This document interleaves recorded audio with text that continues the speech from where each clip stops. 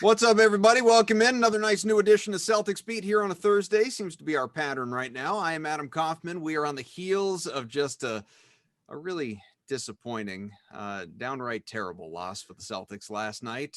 Brad Stevens' words, at least that performance late in the first half. We'll get into it. Evan Valenti, you all know he is the producer, occasional host of this program. And of course, Marc D'Amico, good friend of the show, works for the Celtics, but don't worry, he is a man free to speak his mind. You see it on Twitter all the time. How are you, buddy? I'm doing well. Thanks for having me on again. Yeah, of course, absolutely. So let's just talk about what we've seen here of late. Boston's out to a 10-7 start, which is by no means bad. It's middle of the pack or toward the upper half of the Eastern Conference at this moment. It's not like anyone's worried about Boston going to the playoffs or anything like that, but there is a little bit of mixing and matching going on, just trying to figure things out here 17 games into the season. There were COVID concerns, obviously, that lasted for multiple weeks and multiple postponements. Jayson Tatum only recently back from that, looks no worse for the wear. He looks pretty good, in fact. There are injuries. Peyton Pritchard, who I, courtesy of Evan, happened to discover that I share a birthday with, so that's exciting. Happy birthday, Peyton Pritchard. He is happy birthday, Adam Kaufman. Come on. Very much. I know. Could you call Pritchard and get him available on the show for us? I already did. He said that he was busy though. He had a birthday party. I get it. Totally makes sense. Not that he has anywhere to go, but he is recovering from an injury. And last night we finally, despite the defensive woes, we got our first look at Boston as healthy as it's been all year, at least that three-headed monster of Tatum, of Brown, of Kemba all on the floor together. And of course, you had Smart and a whole bunch of other important players as well. But how do you feel this is shaping up here early? It doesn't feel like it's great when you have to have your stars asked after the game. So you guys going to get it together, or is this a sign of things to come? Well, I'm the kind of guy who likes to take a step back and take a deep breath. And this isn't like marketing Mark here. This isn't Celtics Mark talking here. This is just, if this was any team in the league, I'd say the exact same thing. If you look around the league, there aren't a lot of teams that are really running away in the standings, right? There's maybe 3 or 4 teams that are really playing great basketball right now. You look at the Eastern Conference, the Celtics were just in second place a couple days ago. They were just in first place less than a week ago. It's not like the team has been struggling all season long. So I am and as you just talked about injuries, you've had guys missing all season. Last night was the first time that they've actually had their starting 5 together. So I'm not all too worried. Now, if this continues as they stay healthy and they don't win at a higher clip over, the next 4 to 8 weeks, then there's a problem. Then you've got something to talk about. But right now, it's way too early for me to get caught up in this. I actually was very encouraged at how that group played at the start of the game last night. It didn't seem like they were, before the game, Scal and Mike Gorman were talking about they didn't want to see them like force the issue in terms of passing. They didn't want to overpass and say like, oh, I'm unselfish, you take the shot. Oh, no, wait, I'm unselfish too. No, you take the shot. That's happened in the past. That happened last season when you had Hayward in the lineup as well. I didn't see that. I saw the flow of the offense actually operating at a pretty high level. Defensively is a different story. The Celtics have a long way to go with that end, but offensively, I'm not worried about this team at all. I think they've got plenty of shooting. It would be nice if they could add a little bit of shooting to the bench, maybe through the buyout market, maybe through a trade. Who knows what happens? Or if Peyton Pritchard comes back and a couple other guys get their shots flowing. But offensively, I'm not worried. Defensively is where they've got to get on track. And, every team is its own entity. And Brad Stevens says that. I've said that forever. Every game is its own entity. This defensive team is very similar to the team from last year in terms of the players that are involved, but it's not operating at the same level. So that's the side of the ball where they've got to figure things out moving forward if they want to get to where they want to get to. Does that alarm you though? I mean, I know I'm not going to make a big deal out of a 29-6 run because that is such an anomaly. Runs happen all the time. And the Celtics did it right after that. Right. Right? Yeah. They went on whatever. It happens in basketball. Or something like that. Yeah. But that's insane. So we get that. But obviously Brad was really upset with the defense, rightfully so. Players were asked about it. Tatum, Brown, they weren't happy. Again, you expect that. But with what we've seen really over the course of much of this season, defense has been an issue. And this is, going back to Brad's entire tenure in Boston. Defense is the calling card. Defense is the identity. At least that is the intention. Does it always unfold that way?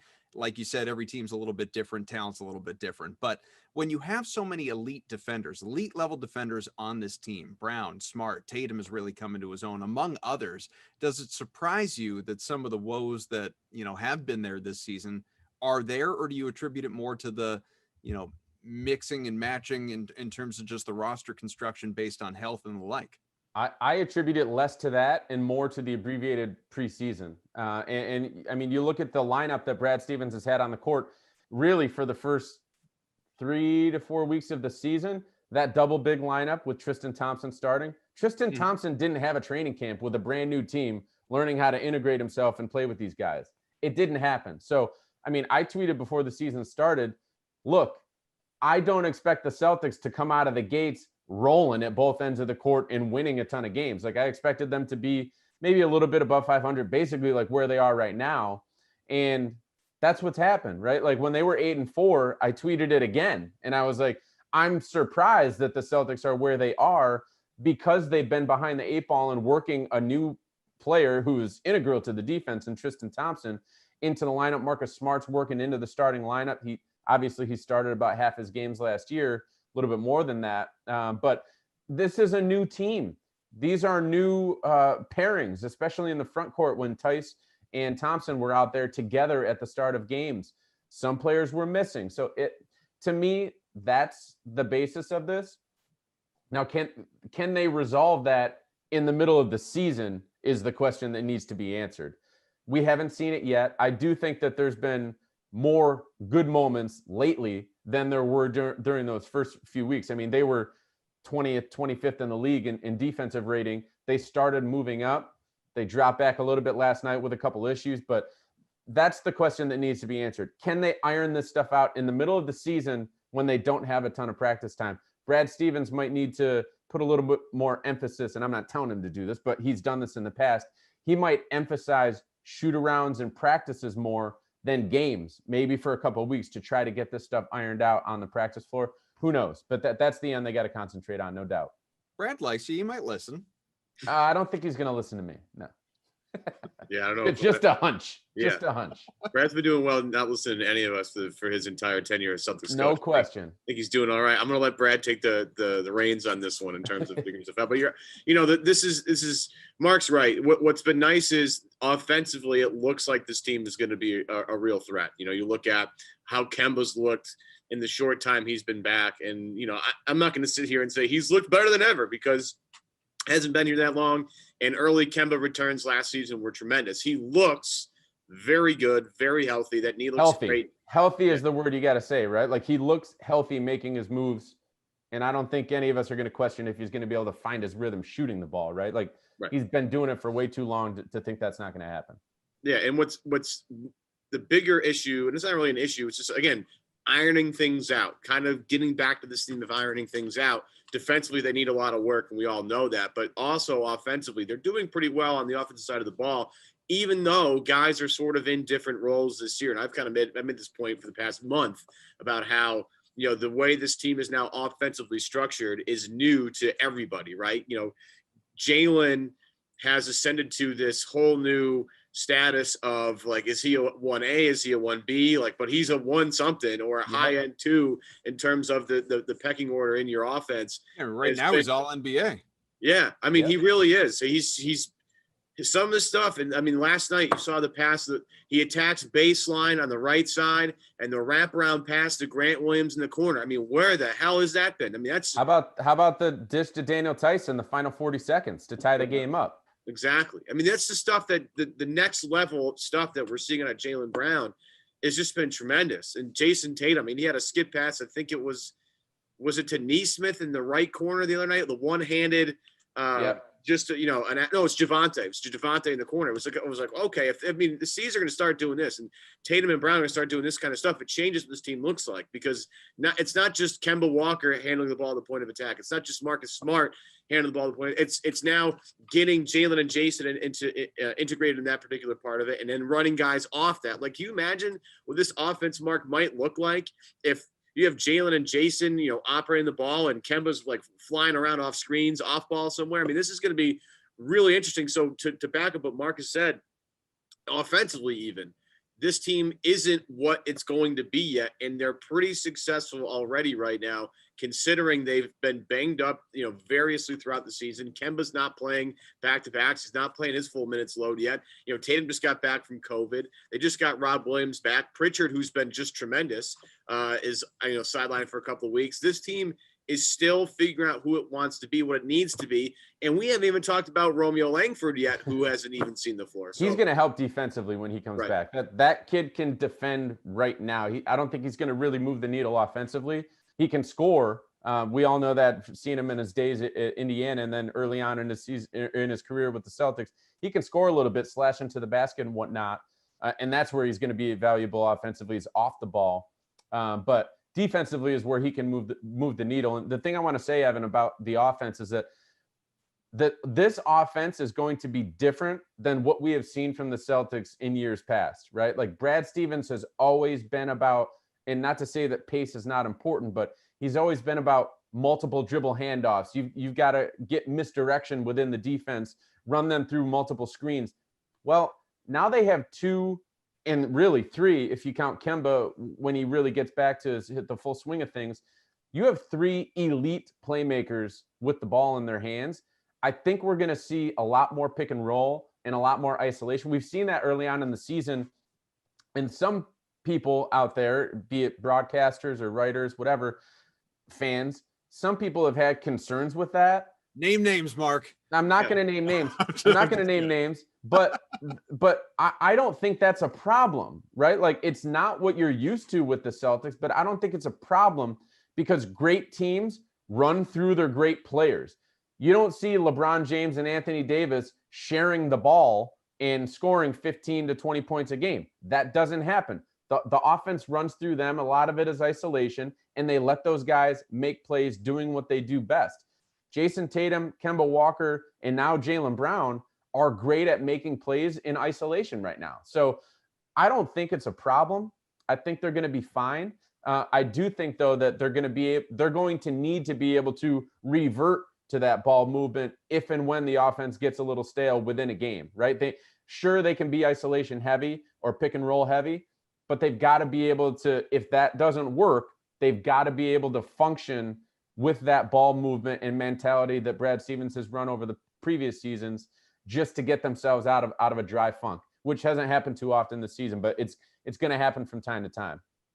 Building on what you're both talking about, and I'm not saying the Celtics won't get there, don't have time to get there, can't get there, any of that. I'm sure they will and can and should and blah, blah, blah. But with regard to Kemba, as Evan noted, he's not playing back-to-backs all season. He's nowhere near even playing 35 minutes a game, let alone, going up and over that. And he's not going to hit 30. Brad said yesterday he's not going to hit 30 for another few weeks. Right. So it's going to be a while, obviously. And that's if everything stays on schedule. Do you worry about them getting to where they want to be sooner than later, or all of that being elongated, just the process of it, because it's going to take time to ramp up isn't the right word, but put Kemba, with regard to a lack of restrictions, where you want him to be?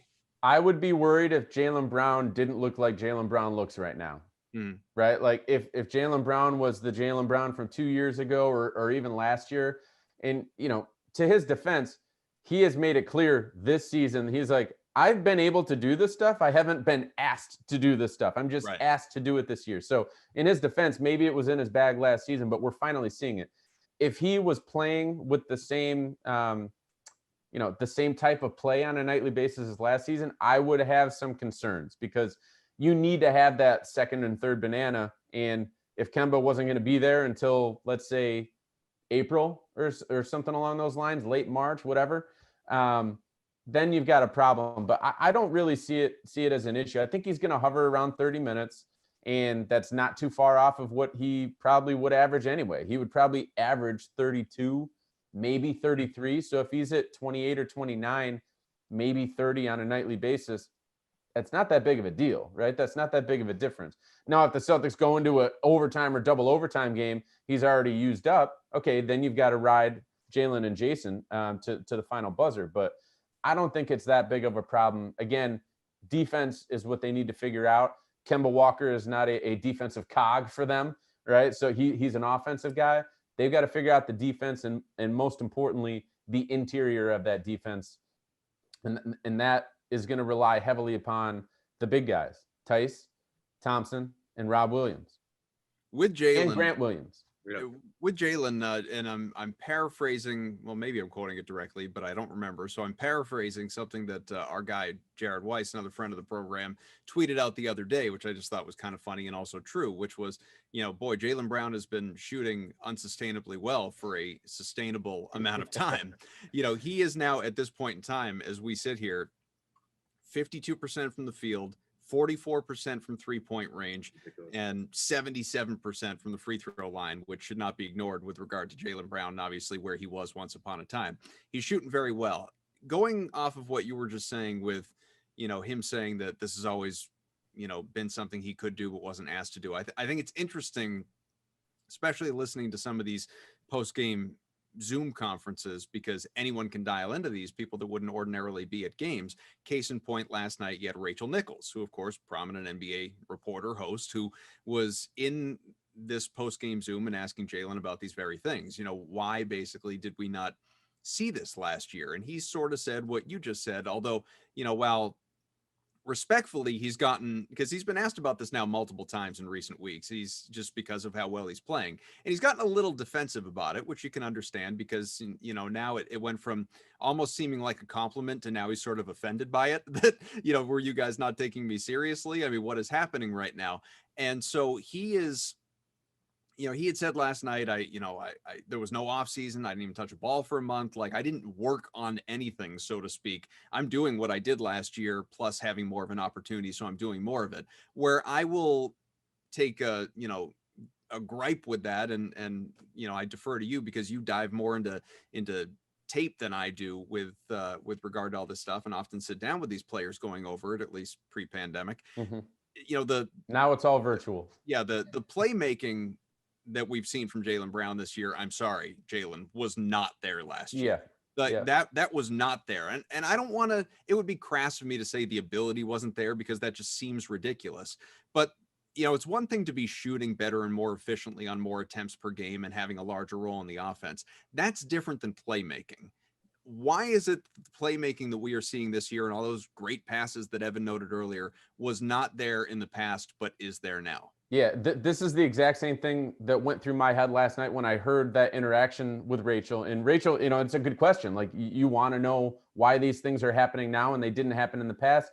From Jaylen's perspective, it's because he wasn't asked to do those things. When I'm watching the games, I totally respect what he says. And I'm sure that maybe if he was in this role last year, maybe we would have seen this earlier. But that doesn't mean that he hasn't improved. Jaylen Brown has gotten better at playmaking. He is seeing the floor better.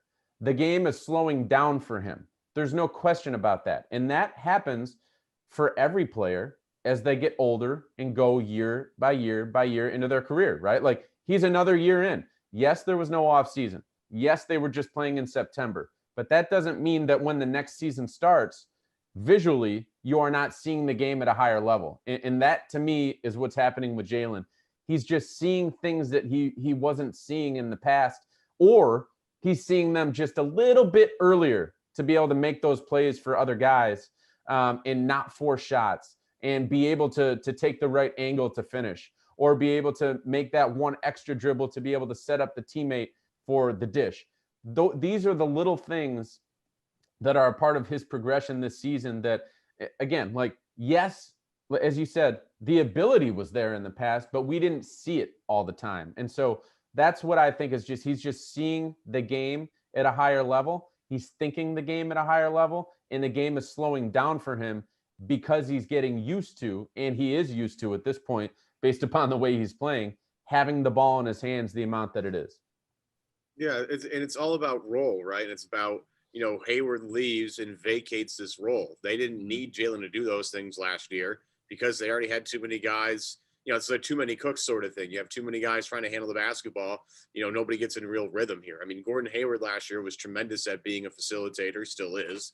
But when he leaves the team, there's an opportunity for someone to step up. And obviously Jaylen is taking that by the reins. But Mark's absolutely right. It's about him being comfortable on the floor. And he doesn't look like he's in a rush anymore to get to things and to see things and to process things. It's more about, and the one thing I like about Jaylen is how he hunts for his spots on the floor. He knows where he's most comfortable. He's obviously super comfortable as a mid-range jump shooter right now because he's owning that particular portion of the court. And what's happening? He's the league leader right now. Yeah. Of all players. All players that are taking at least 2 shots in the mid-range per game, he's far and away the leader in field goal percentage right now.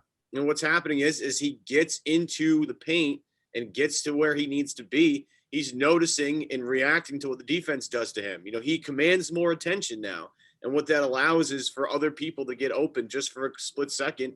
And Jaylen, give him credit, instead of forcing it up and trying to score all the time, he's just taking what the defense is giving him and finding guys that are open and credit guys that are knocking down shots. I mean, I thought it was ridiculous. A friend of mine had told me earlier in the year that, like, oh, Jaylen's going to average 5 assists this year. And I was like, that's hysterical. Like, I don't know. Jaylen's never going to average 5 assists this year. Well, every game he gets pretty darn close. He's in that 3-4. If he had 5 assists last night against San Antonio, I mean, he's right there. And it's just about him being comfortable and it's, in seeing everything that he needs to see and reacting to what the defense does. He's not forcing anything. He happens to be a good shooter. He happens to know how to get guys in position to take advantage of them. And he's just making the most of his opportunities right now. And it's tremendous because, between him and, Jayson, Jaylen's a guy that tends to make his, leap in the offseason, so to speak. And Tatum is a guy usually that makes it while the season's happening. And what you're seeing here is, with Jaylen is a guy who has put in serious work every offseason. And we all jokingly kind of, attribute it to his grandfather, who has, obviously done some work with him in terms of conditioning, and the boxing workouts that we saw with him were just tremendous. But, it's a credit to Jaylen taking his, responsibility seriously, like diving into tape, working on dribbling. You go back to his rookie year, he was a mess with either hand. Now he's confident with both hands. He's just, whatever he's weak at, he takes some time to address it. And the one thing that you can say about him is, that whatever off time that he has or whatever downtime, and this was something that people criticized him for when he was first drafted. Like, does he really love basketball? Is he too smart for his own good? Well, here we are in year 5 here. We all know exactly what Jaylen Brown's priorities are. And basketball is very, very, very, very high on the list. And the Celtics are very fortunate, as we've all said throughout this entire, podcast so far, that he has taken the leap that he has, because without it, they're in serious trouble because, they don't have, a 25, 26 per game score. I mean, that's, to have that plus the playmaking opportunities is ridiculous. Plus, he's a good defender. I mean, we all get mad at him for some things, but he's also a really good on-ball defender. So, Jaylen is deserving of all the praise. Here's the crazy thing about Jaylen is that, like, last year you saw in the middle, you referenced it with Jayson Tatum, in the middle of the season, when teams started trapping him and triple teaming him and whatnot, he started to learn what to do in those situations. This first month of the season is the first time Jaylen Brown has ever been put in this role in the NBA, and he's already playing at this level. He's only going to get better. Like, as he continues to play in these situations, teams continue to send a double team at him or a trap, whatever it may be. Brad Stevens always says, oh, they've thrown the whole the kitchen sink at him in terms of Tatum, in terms of everything you could do to defend him has been done. So he's seen it and he recognizes it. Jaylen Brown is going to get to that point this season, and then he's going to get even better because he's going to learn about what to do in those different situations. So it's crazy to me that he is where he is right now, averaging 27 points and about 4 assists per game, shooting the way that he's shooting, making plays for others. And this is really the first month that he's ever been in this role. Like, he's only going to get better. And that's a scary, scary thing to think about. He might not shoot at this level, but in terms of the way that he's reading the defense and whatnot, it's only going to get better going forward. Tatum and Brown, as you guys well know, but for anyone that doesn't, there's a lot of conversation surrounding the All-Star game in the NBA right now. And one, whether all-stars are going to be named. It seems like that is an inevitability, which, by the way, it should. Of course, these guys deserve that recognition. There's a debate as to whether it's going to be deemed safe enough to play the game, play an exhibition, which to me is irresponsible on the part of the NBA if they actually played this game. I think it's ridiculous. I think you're asking for a COVID outbreak, not just in one locker room, but several. But to recognize all-stars, which Tatum and Brown surely both will be and deserve to be, I'm all for that. Here's my question for you, Mark. Somebody posed this to me the other day. I hadn't really thought about it, but I liked the question. I thought it's a good one to bring to this show. He said, where would you rank Brown and Tatum in terms of NBA duos if you are starting a franchise tomorrow? And for me, they might be number one. They really, even without any bias, they might be number one. Here's why. If you are instantly chasing, like if you're looking at it like, I want to win a title in the next 2 years, you're ring chasing right away, then of course you'd argue for, LeBron and Davis. You maybe would argue for Durant and Harden. But if you are thinking about your future and starting a franchise, locking up young guys, is there anyone else that you could pick? In my opinion, no. I mean, I think you kind of broke it down there the right way, and this is how GMs have different approaches to the way they approach their teams, right? Like Toronto went for it a few years ago when they acquired Kawhi Leonard. At that point, I mean, they didn't know that they weren't going to keep Kawhi Leonard, but they were pushing all their chips in, and they were saying, if we win a championship, that's what we want. And if we struggle a little bit after that because we don't have that guy there anymore, it's worth it to win the championship. There are other teams who are not necessarily in that boat who would prefer to be sustainably competitive. The Celtics are that team right now. Mm-hmm. They were not willing to push in all their chips for particular players because they wanted to be sustainably great and competitive for titles. And they're in that conversation now. I do agree with you. And I don't know if I would have before this season, but the way that Jaylen is playing now, I think forces you to say yes to that, right? Like, what better young duo is there in the NBA? There isn't one, right? Like there are older duos that are better that could maybe get you a title in the next 2 to 3 years. And really, then you're talking about the conversation of the 2007 trade and putting together the big three. But you name those duos right there with Harden and Durant, and then LeBron and Anthony Davis. Maybe you throw Kawhi and Paul George in there just because of where Kawhi has been. And you got to credit Paul George. He's bounced back this season. He's having a great year so far. But if you're going young and you want to be sustainably competitive, there's no better choice than the choice in Boston. These guys are locked up. And as I just said with Jaylen Brown, Tatum's in the same boat.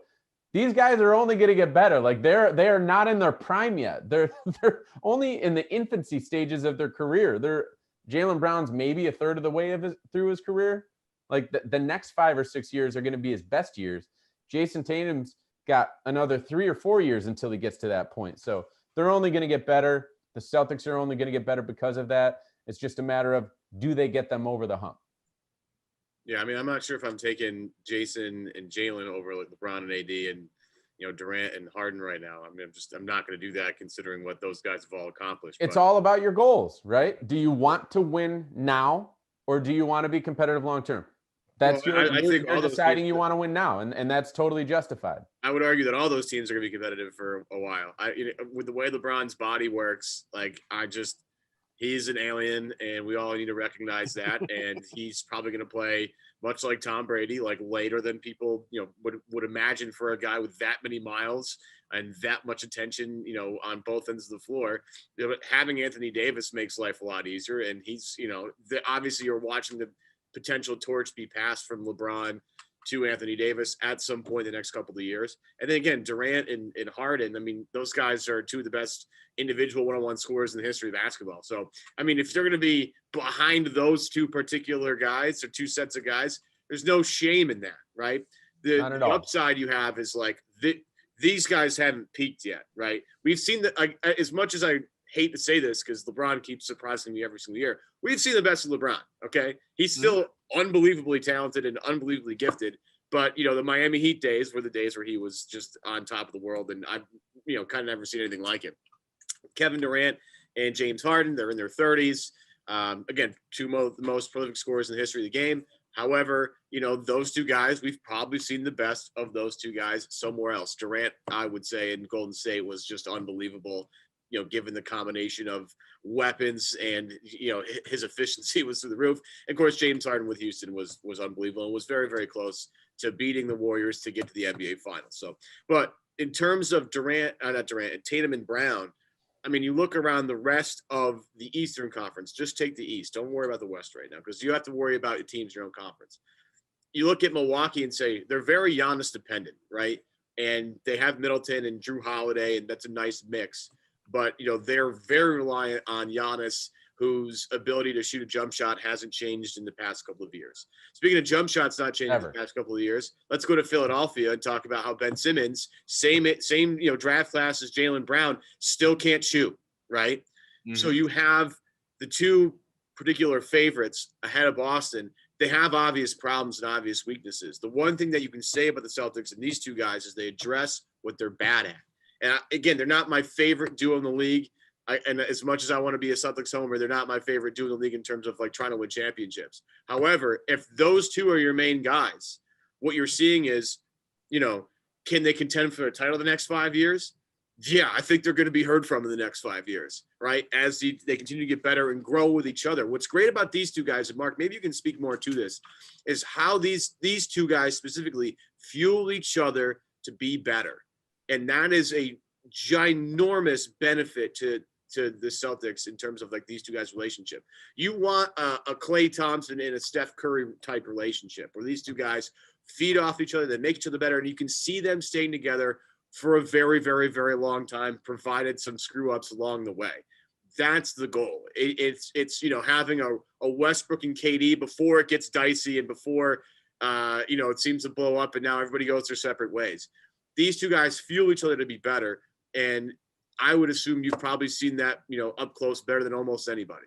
Yeah, and they're both really good guys that like each other and celebrate each other's success. And I don't think it's like an act. I think sometimes in the NBA and in other sports, there's a little bit of an act, and maybe someone's jealous actually behind closed doors when they're publicly saying that they're celebrating someone's success. These guys really do celebrate each other's success and they enjoy it. I do want to make one comment on one thing that you said, a parallel between when you were talking about LeBron in his days in Miami, when that's when he was at his best. We all remember that Game 6 in Boston. I think it was 2012, right? Mm-hmm. When LeBron discovered LeBron. It was like all of us were watching him for his entire career. And there was that one thing that needed to be unlocked to take him to that next level where he was going to win a title. And it was him understanding that he couldn't be stopped. If he just put his head down and went to the rack, he was either going to score or he was going to be fouled. There is a similar level of that here in Boston that I think is still yet to be unlocked with Tatum and Brown. I'm not saying they're LeBron. I'm just saying Jaylen Brown can get to the basket whenever he wants.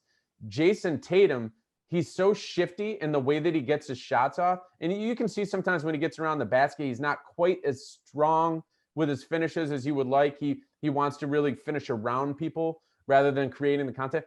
I think that those guys just have that one last thing that need to be unlocked offensively, and they're going to shoot through the roof because neither of them are taking 6, 7, 8, 9, 10 free throws a game. They're hovering around 3, 4, maybe 5 on a good stretch. Mm-hmm. They need to get up toward 10, push 10, and that's going to launch them into a different stratosphere. And that, Evan, is when that duo is going to be at the forefront of the league now. Not just talking about long-term sustainability, talking about now. They're not there yet, but I think that's going to happen in the next, it could happen at some point this year. I definitely think it's going to happen at some point in the next couple of years. Remember, Celtics, they don't play again until Saturday, so they get some time to lick their wounds after what happened in San Antonio. And then LeBron and AD, fittingly enough to this conversation, are coming to town. They'll probably both be questionable for that game, but don't worry, they'll play. It's primetime Saturday evening.